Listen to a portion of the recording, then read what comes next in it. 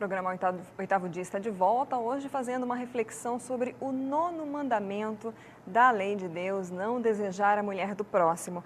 Padre Paulo, muitas vezes as pessoas, elas se veem já com o desejo, né? Nem sempre ele acho que na maioria das vezes, na verdade, não, ele não é consciente no momento em que ele deseja. Então, o caminho seria a crítica desse desejo, essa reflexão logo em seguida?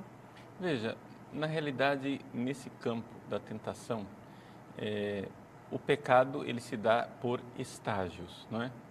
Existe aquilo que os padres espirituais chamam, em primeiro lugar, um ataque. Um ataque quer dizer o seguinte: esse ataque pode vir do demônio, ou dos seus próprios instintos sexuais, ou dos pecados que você cometeu no passado, que estão lá pressionando para você voltar a cometer. Seja como for, a origem do ataque não interessa, né? Podemos considerá-lo como do demônio. Vem aquele ataque, aquela flechada do maligno. Vem aquela sugestão, aquela ideia. E se, né, você fizesse tal coisa? E se? Essa ideia em si, ela não é pecado ainda. Ela é somente uma sugestão. Mas, logo em seguida, ou você rejeita aquilo, né? E como mentira, né? Diz imediatamente, não, isso é mentira, isso é bobagem, aí não tem felicidade.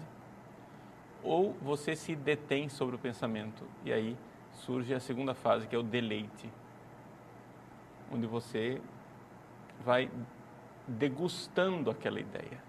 Você se demora naquele pensamento, naquela fantasia. Aquilo parece bom, desejável, propício.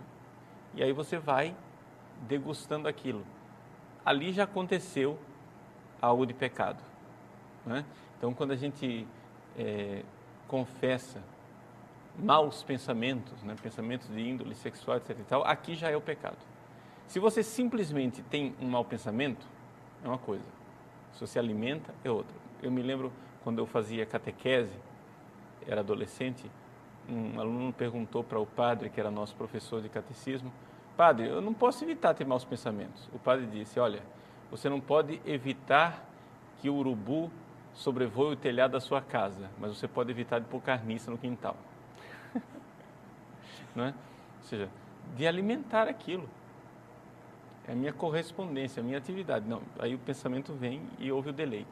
Um terceiro passo, que torna ainda mais grave o pecado, é quando eu passo para o diálogo. Eu começo a dialogar com o pensamento. Eu começo a dizer assim: não, mas aí o que é que eu posso fazer para que isso aconteça? Né? Então você começa a deliberar. Não, porque aí eu posso convidá-la, eu vou lá, falo isso para ela, falo não sei o que, tal. Começo a dialogar e planejar um pecado. E aí, a quarta etapa, que aí já sai do 9º mandamento e cai no 6º mandamento, que é o pecado contra a castidade propriamente dito, é a realização do pecado. Então, ataque, deleite, diálogo, o pecado consumado. Então, aí nós vemos um resumozinho, né? Um resumo desse caminho. Qual a saída? A saída é rejeitar a sugestão desde o início. Os santos padres dizem que nesse campo aqui, a única vitória possível chama-se fuga. Fuja, porque não queira dialogar nem com o demônio, nem com os seus pensamentos, porque o demônio tem razões muito mais fortes do que você. Ele tem o seu corpo do lado dele, né? O seu corpo quer. Então, o demônio tem um aliado, né, bastante forte. Então, não dialogue, fuja.